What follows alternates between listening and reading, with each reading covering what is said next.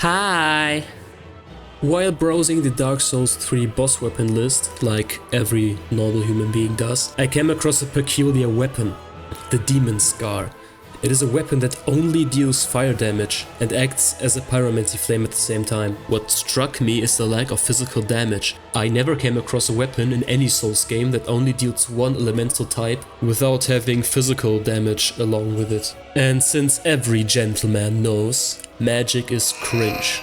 We will see if it is possible to beat Dark Souls 3 with melee fire damage only.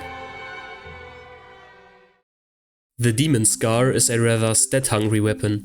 It needs 16 dex and 17 faith and intelligence. The cleric has high faith, already checking the faith stat requirement with only 1 level up. That's why at first I picked the cleric, but later I omitted the cleric and picked the wretch, since it has balanced stats, so no allocated stat points in stats we don't use. We fittingly name our appropriately and start the run. Again, you cannot get the Demon Scar before Gundyr, so I just cheated the weapon in to kickstart the run. Sadly, we cannot wield the weapon efficiently yet. For that we need to level up, and we can only level up after Gundyr, so we have to kill him with this amount of damage. But at the same time this is still Gundyr, so he falls very easily. Throughout the run I noticed when Gundyr, or rather any boss, is staggered, they receive a lot more damage, shortly amplifying or sometimes low damage. At Firelink we can only put a few points into dex, we aren't even close to having high enough stats to wield the Demon Scar. First thing I did is doing the tree skip to primarily get the Silver Serpent Ring to boost soul gain, making grinding a bit faster. We realistically have to grind to defeat a ward, so this is exactly what I did. First I eradicated all of the hollows, time and time again, after the first bonfire, but then I realized that we can just use the dragon to rapidly kill a lot of hollows at the same time, gaining at least 5k souls each trip. After 2 hours of grinding, we finally can properly wield the fire stick. Now we're talking! Our damage turns the previous treacherous ward fight into an easy win. Hell yeah! In Undead Settlement we pick up the stylish Fool's Mask and the Bone Shard, without dying this time. Furthermore I stole the Cestus, to possibly parry some poor soul into oblivion. I first tried my luck at the Curse Rotted Greatwood, but it didn't go too well. At the non-poison swamp I grabbed the Manly Grasscrest Shield, boosting our stamina regen by 5 points per second while equipped. I don't know what it means, but I think it's good. After grabbing Estus Shards I tried my luck at the Crystal Sage and died. Did not get lucky. Guess this is a sign to make a leveling luck only run. And then I tried to defeat the Abyss Watchers and died even more. The wretch has only 10 points into HP, meaning one mistake and we're dead. The easiest boss of the 3 in my opinion is the tree, and so I refought it and won, surprisingly. With his dead corpse I finally put some points into HP, making us not die in 2 hits.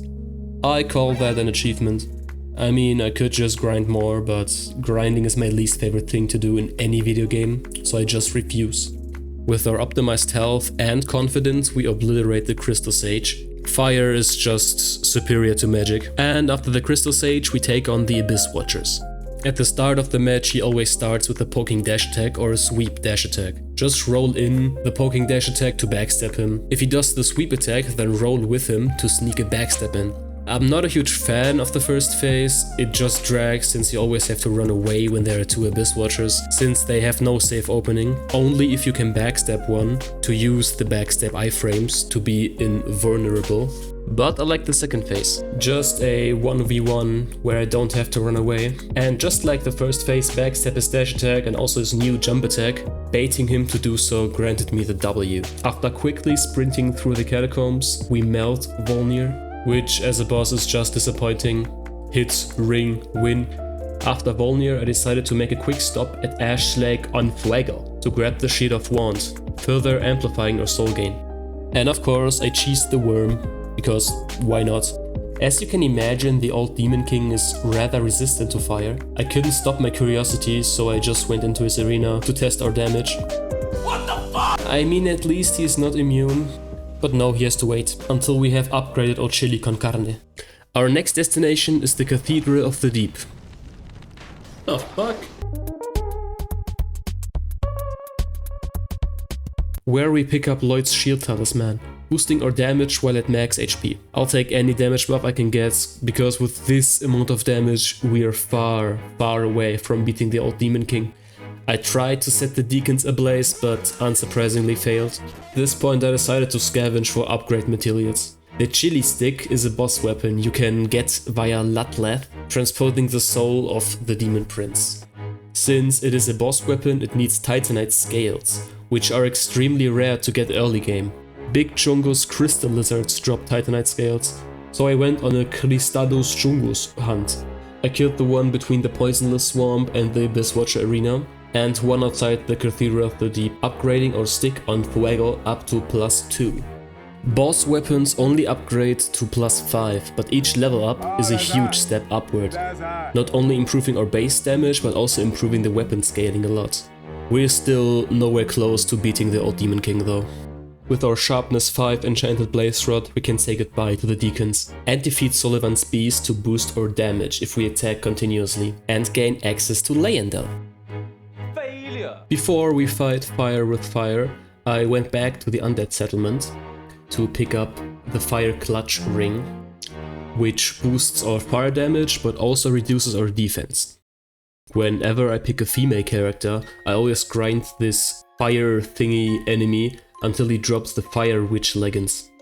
I don't know, I think they're stylish. With our newly acquired fashion, I tried to defeat Sullivan with parries for the first time. The Cestus has the most intuitive parry frames and it also looks stylish in the offhand.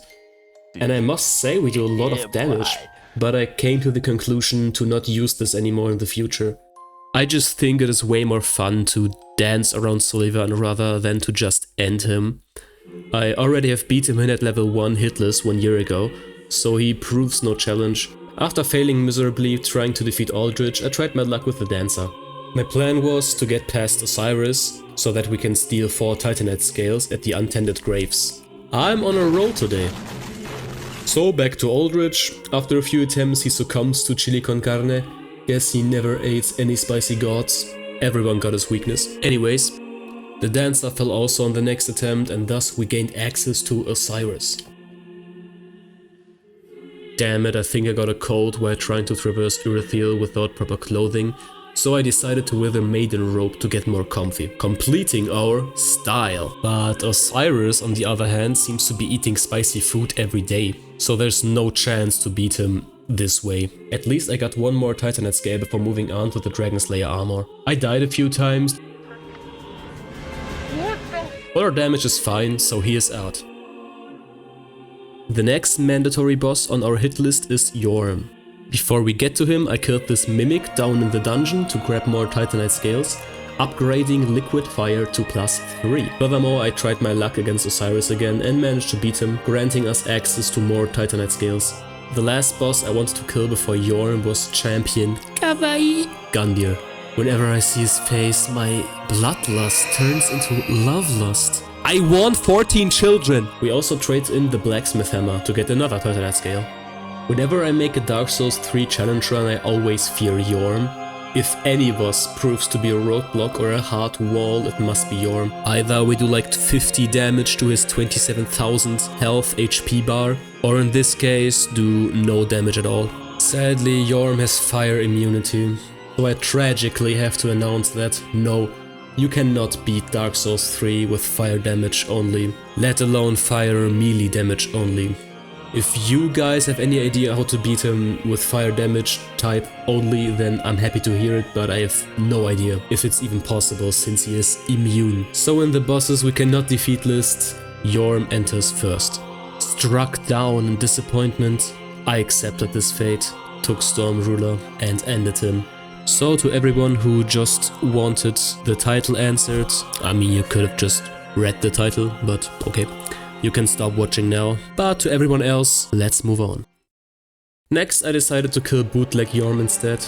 Ah yes, the true Yhorm experience. Luckily you only have to get his health below 20% and the old Demon King will collapse due to emotional damage. The twin princes were a joke and thus got access to more Emotional damage. Why do I always get goosebumps when hits? We pretty much do the same amount of damage as we did in our dagger run, so Soul of Cinder and Gwyn, finally their suffering ends. But pling pling plong is not what broke me. What broke me was us, just chilling by the fire, prolonging a tiny flame, just hearing it silently burn. And then the game drops these first final chords.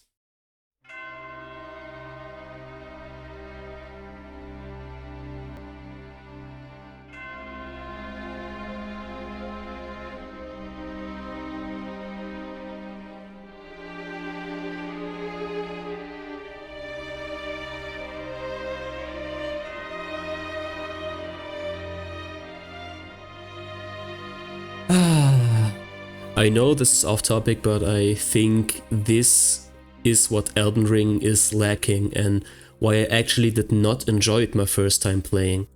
I ended my first run after 20 hours of playing and never touched it in a year. After a lot of time has passed, I gave it another shot and then I loved it.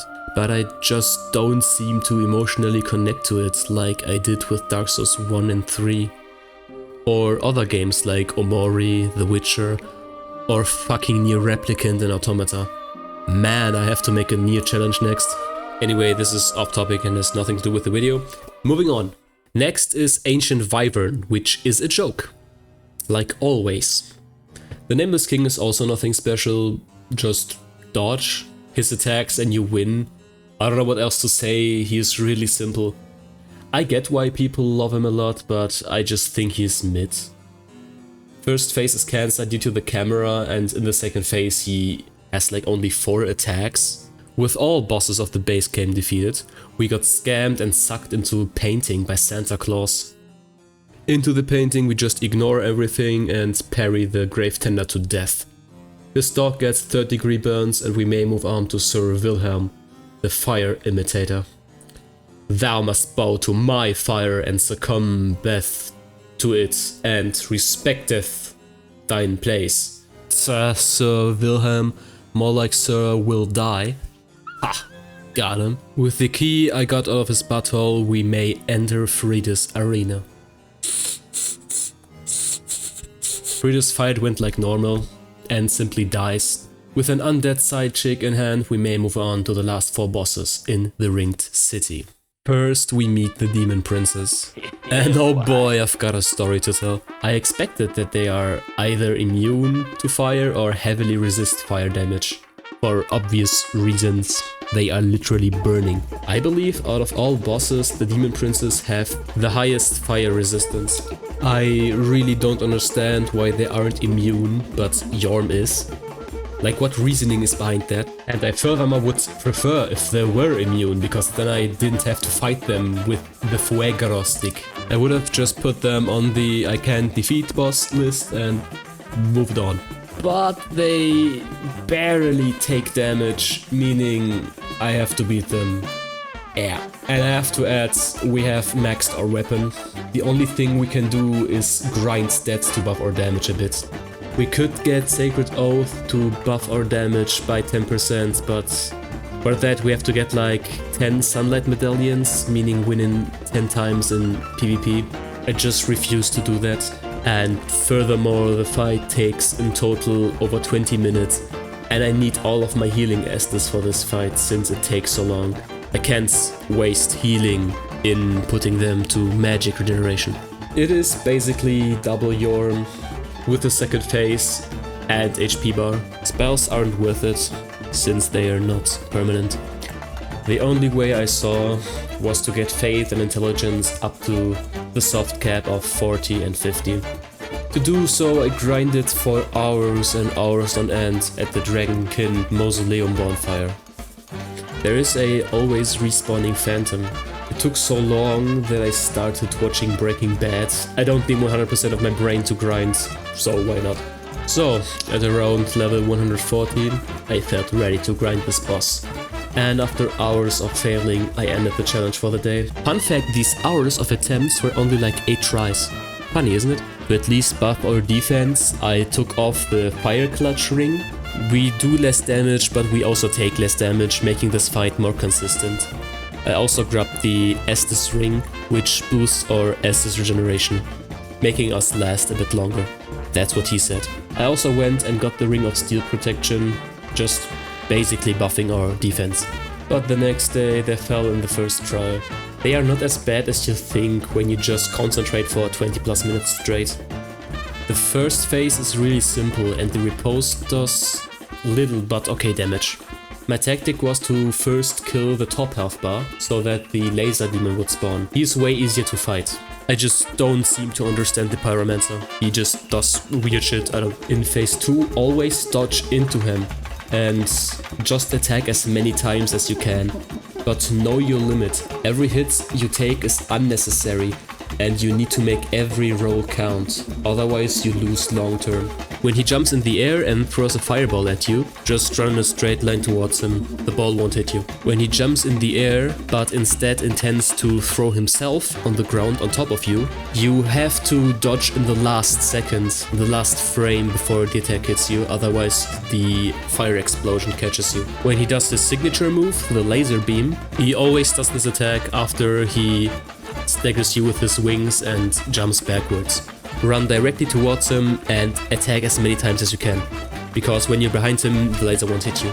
But if he doesn't get staggered before he ends his laser animation, he will do another short laser with a AoE blast. So you have to dodge, either away or towards him, but just dodge towards him to get a free attack. You also have to dodge the AoE blast to have enough time to run directly towards him and to get more attacks in. As you can see in the timeline, this fight was by far the hardest one in this challenge.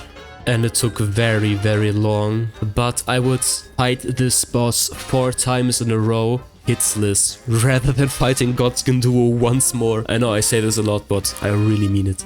After the Demon Prince, I got stuck at this confusing tower for like 15 minutes.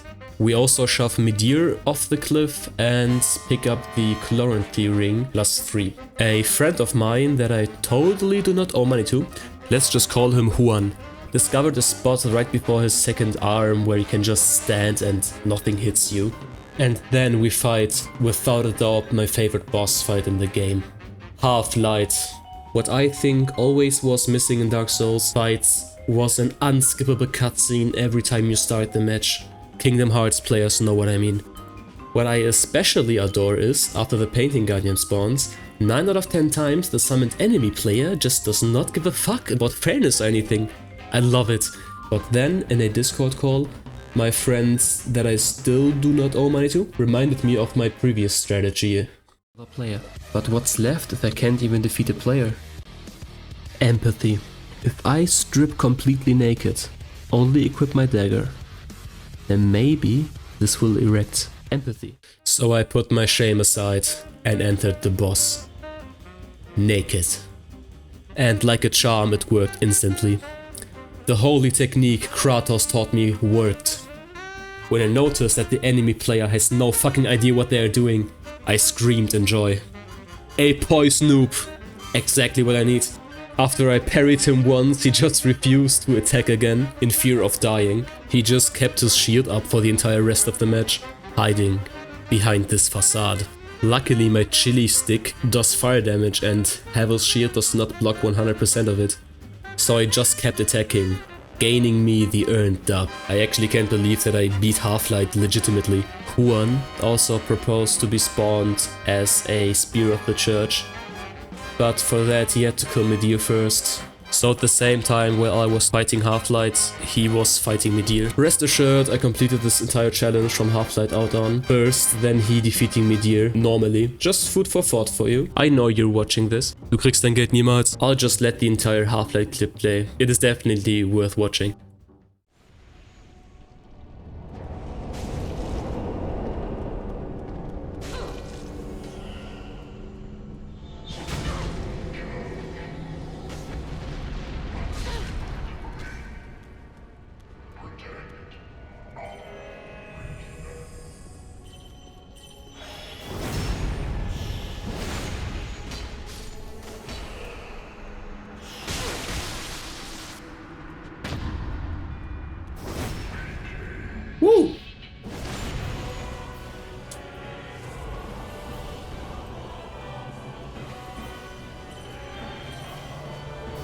Wow! Der Typ kann nix!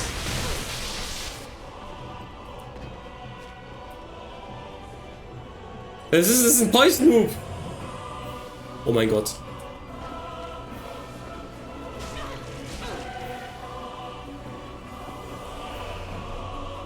Jetzt hält er sein Schild so.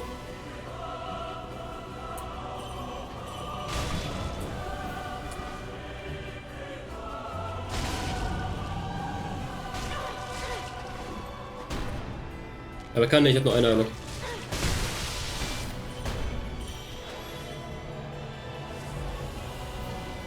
Aber der Painting Garden exists.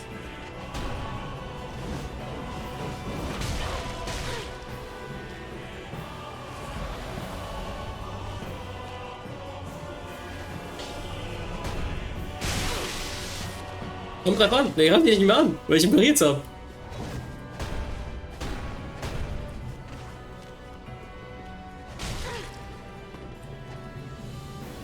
Ich darf nicht sterben, weil der kommt, glaube ich, nicht mehr wieder. Ein Poison.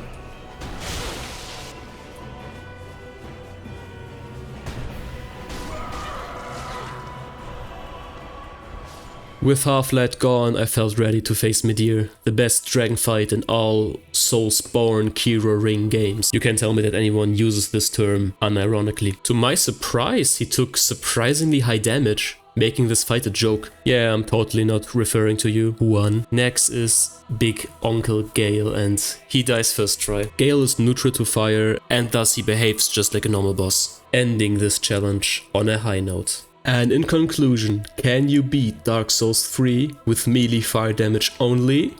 No.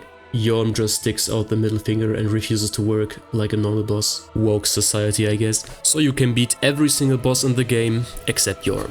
And with this challenge over, I thank you for watching. Don't forget to dislike and unsubscribe from my channel, that would mean a lot to me. Be sure to leave hate comments explicitly attacking my self-worth, but don't make it too obvious for YouTube to notice. Use euphemisms and passive-aggressive phrasing to do just so. And see you guys soon with another challenge. Hasta luego, perros peligrosos.